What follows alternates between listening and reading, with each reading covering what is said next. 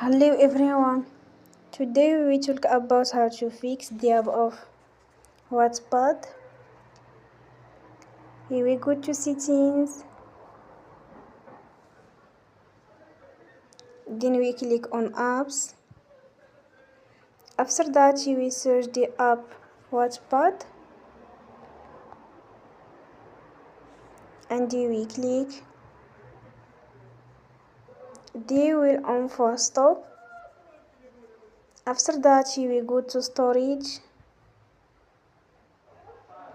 Then we click on clear cache. Here we go to Play Store and they will update your app. Don't forget to support us by like and subscribe.